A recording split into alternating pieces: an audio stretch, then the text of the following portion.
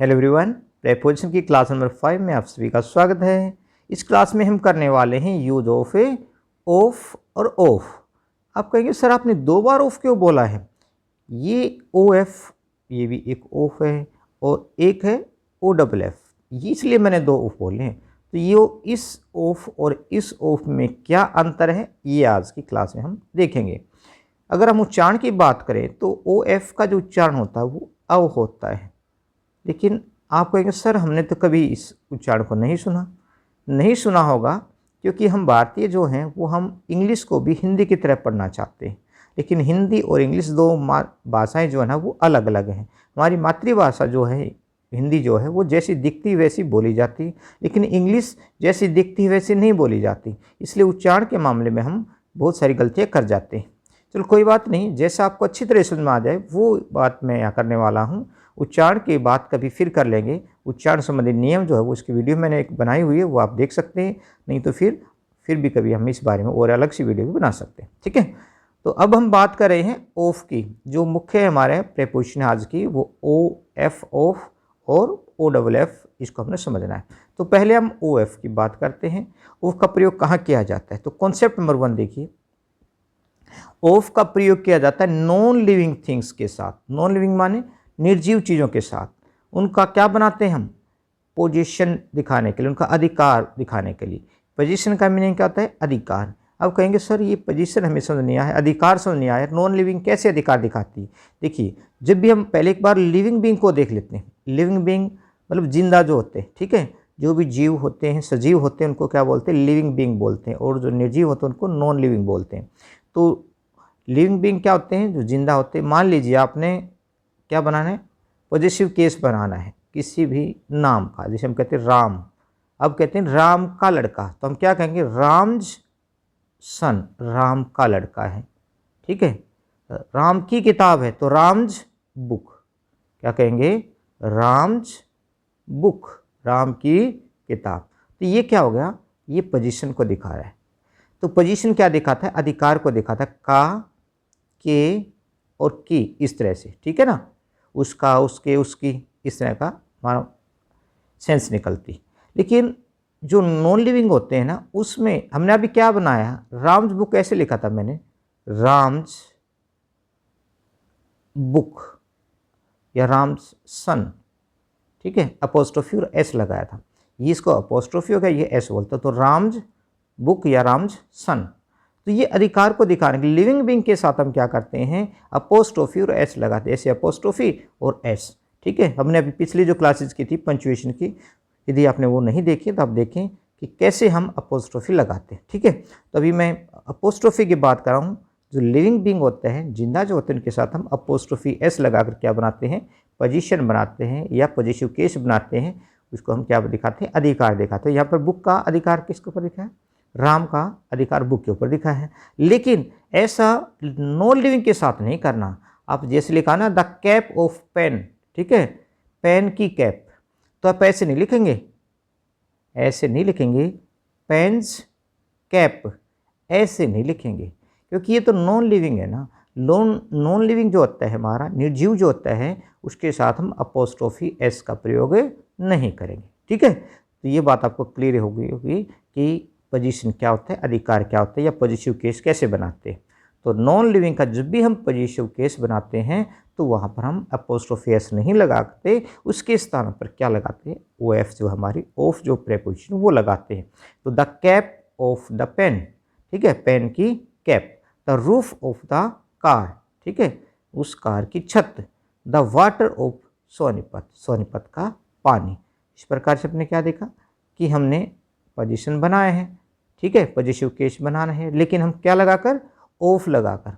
तो जब भी आप निर्जीव का पोजीशन दिखाना चाहते हैं, पॉजिटिव केस बनाना चाहते हैं, तो उसमें आप क्या लगाएंगे? ऑफ लगाएंगे, ठीक है, ना कि अपोस्ट्रोफी एस।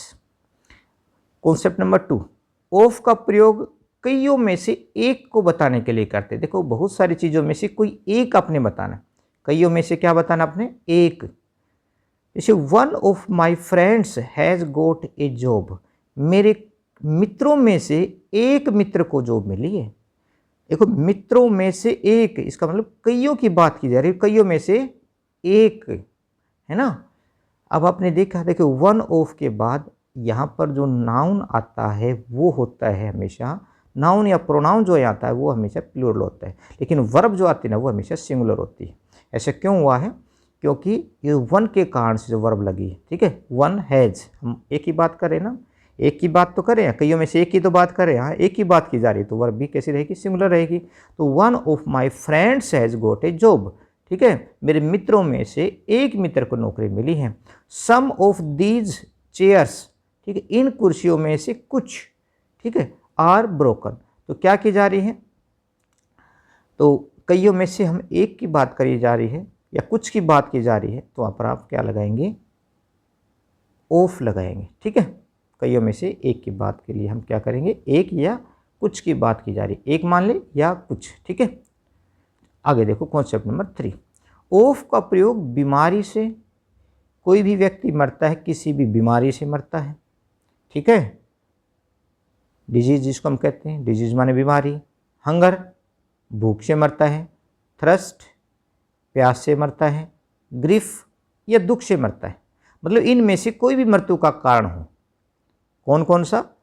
बीमारी, भूख, प्यास या दुख, इनमें से कोई भी बीमारी, मतलब दुख हो, चाहे प्यास हो, चाहे भूख हो, चाहे कोई बीमारी हो, वो मृत्यु का कारण बनता है, तो वहाँ पर आप लगाएंगे ऑफ प्रेपोजिशन।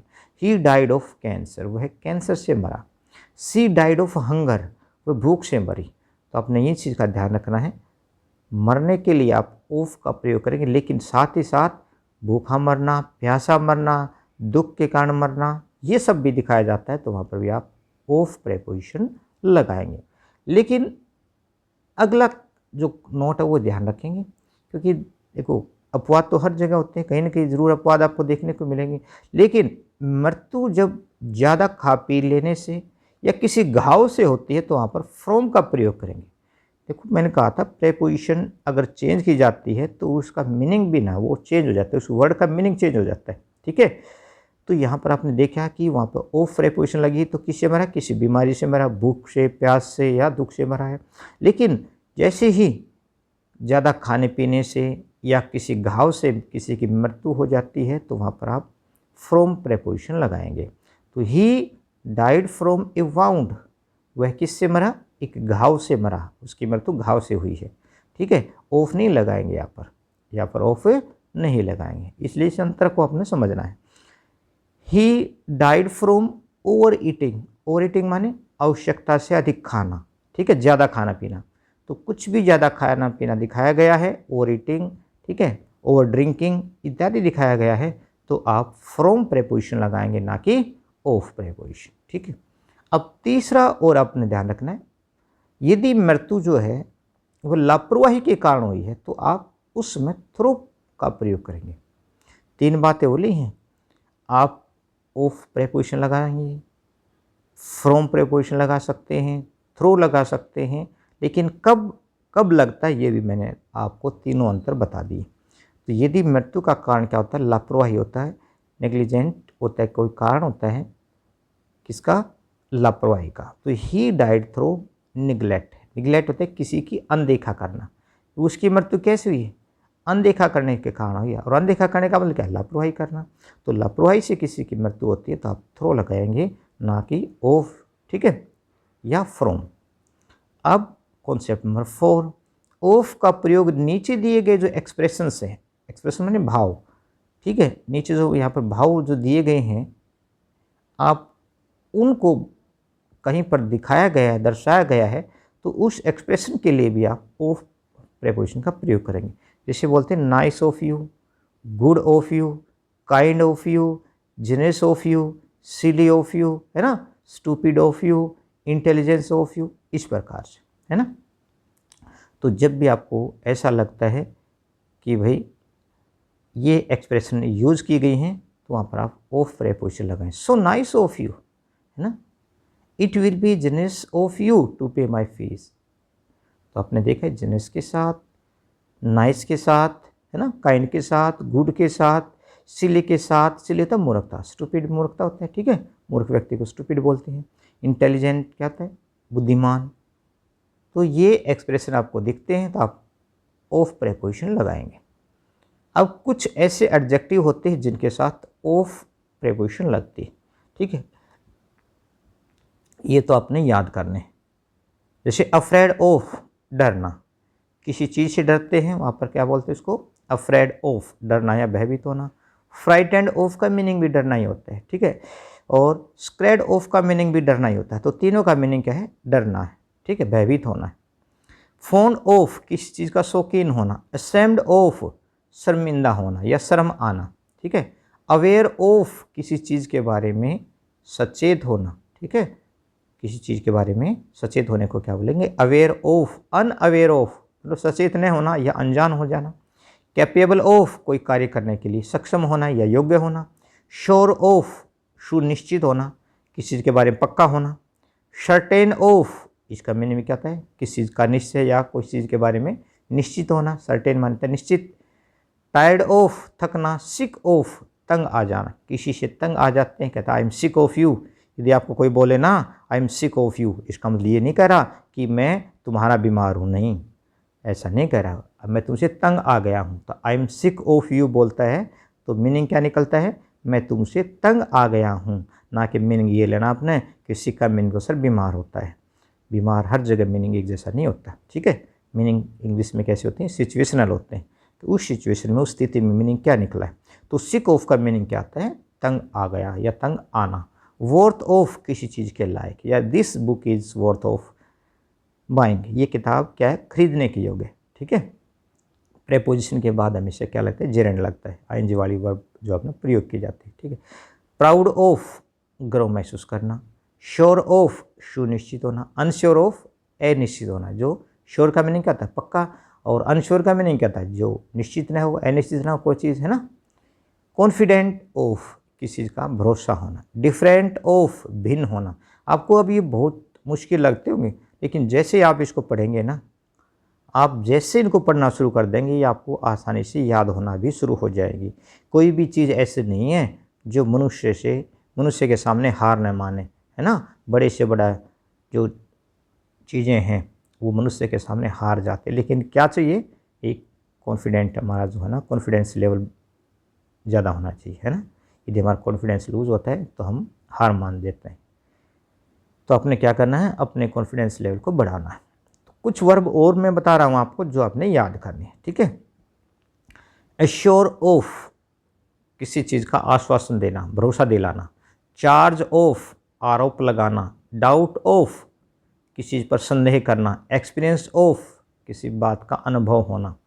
फेलियर ऑफ, असफलता, ठीक है, असफल होना किसी काम में।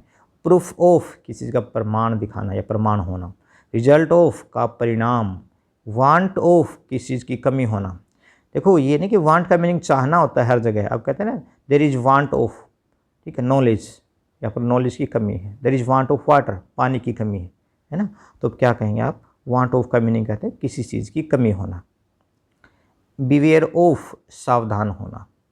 एक्यूज्ड ऑफ, आरोप लगाना, किसी का आरोपी होना। अवेयर ऑफ, किसी चीज़ के प्रति जागरूक होना। कॉशियस ऑफ, सावधान होना। कॉशन होता है ना सावधान, कॉशियस बन गया किसी सावधानी। सर्टेन ऑफ, किसी के बारे में निश्चित होना, ऊपर भी लिखा हुआ था ये सर्टेन, ठीक है, एडजेक्टिव वाले इसमें। कैरेक्टरिस्टिक ऑफ, किसी चीज़ की विशेषता रखना, विशेषता होना। कैरेक्टरिस्टिक होता है विशेषता।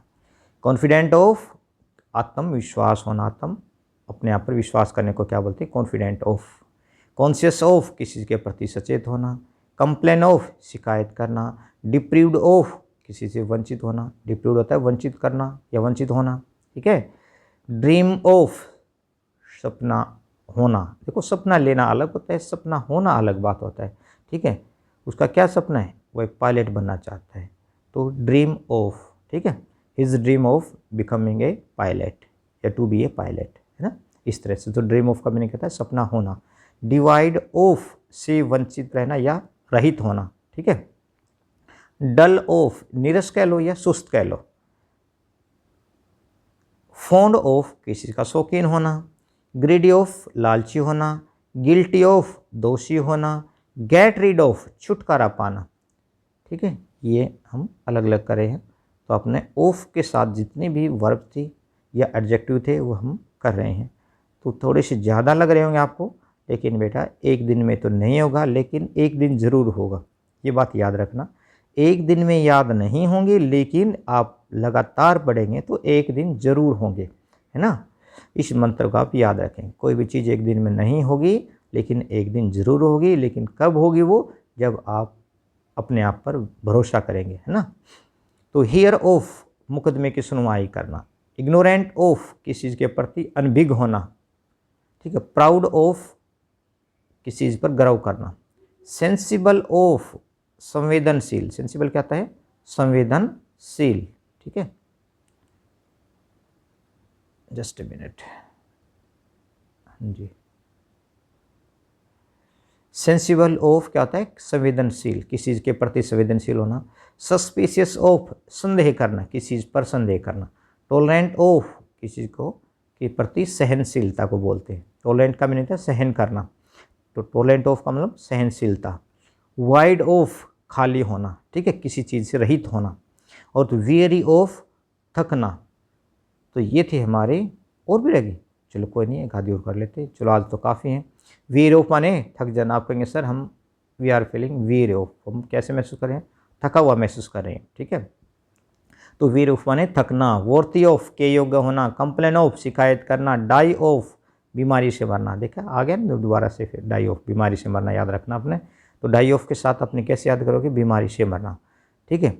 डिस्पेयर ऑफ निराश होना, डिस्पेयर का मीनिंग है निराशा।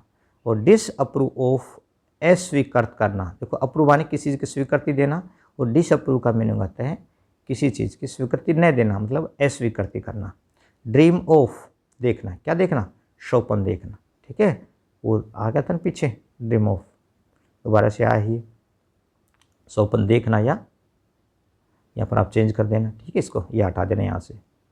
चलो जज ऑफ किसी का न्याय करना या न्यायाधीश होना। टेस्ट ऑफ स्वाद ना किसी का, टेस्ट ऑफ माने किसी का स्वाद। टेक केयर ऑफ ध्यान रखना। तो आज की हमारी जो वर्ब्स थी थोड़ी सी ज़्यादा आपको लग रही हैं, कोई बात नहीं बेटा, आज हम इसी पर ध्यान केंद्रित करेंगे। आज हम एक्सरसाइज नहीं करेंगे, तो इन वर्बों को ही आपने याद करना है। एक्सरसाइज नेक्स्ट वीडियो में कर लेंगे, कोई बात नहीं है। अब थोड़ा सा अंतर, जो मैंने फर्स्ट वीडियो की स्टार्टिंग में आपसे बात की थी कि हम डिफरेंस भी देखेंगे किसका? ऑफ और ऑफ का, ठीक है। अब दोनों का क्या अंतर है वो देखिए ज़रा। ऑफ किसको दिखाता है? संबंध को दिखाता है, जिसमें मैंने कहा था ना संबंधवाचक, ठीक है। तो ये क्या दिखाता है? संबंध स्थापित करता है। जबकि जो ओ डबल एफ है वो किसको दिखाता है? संबंध तोड़ता है, ठीक है ना। ओ डबल एफ क्या दिखाता है? एक मिनट, थोड़ा सा और छोटा कर लेते हैं, अच्छी सी दिख जाएगा। चलो अब देखो ज़रा, देखो ओ डबल एफ क्या करता है? संबंध को तोड़ता है या किसी चीज़ के अलगाव या जुदा होने को दर्शाता है। ओ डबल एफ देखो ऑफ बताया था मैंने, संबंध जोड़ता है, क्या करता है? संबंधों को जोड़ता है। लेकिन ओ डबल एफ क्या करता है? संबंधों को तोड़ता है। तो ये दोनों में अंतर है। संबंध जोड़ना और तोड़ने को भी समझते हैं ज़रा। He is a member of our family. देखो वो क्या बता रहा है कि वह हमारे परिवार का सदस्य है। तो सदस्य होना क्या है? अलगाव होना है कि जोड़ना है? आप कहेंगे सर सदस्य होना तो जुड़ना हो गया, परिवार से जुड़ने की बात की जा रही है। Paint is coming off the wall. अब कहाँ से पेंट आ रहा है? कहाँ से गिर रहा है पेंट? दीवार से गिरा। तो क्या वो पेंट उसे जुदा हो रहा है या उसे जुड़ रहा है? ये तो उससे अलग हो रहा है, ठीक है। तो हम क्या कहेंगे? आज मान लीजिए और एग्जाम्पल देखें, लीफ इज़ फॉलिंग ऑफ, ठीक है। तो हम क्या करें? लीफ को हम कहाँ से दिखा है? फॉलिंग ऑफ द ट्री, कहाँ से गिरा वो? या फॉलिंग फ्रॉम द ट्री के बता सकते हैं कहाँ से गिर रहा है। तो आपने ऑफ किसको दिखाना है? ये अलगाव को दिखाता है, जुदाई को दिखाता है, जुदा होने को दिखाता है ना। तो दीवार से पेंट झड़ कर गिर रहा है, इसका मतलब क्या है?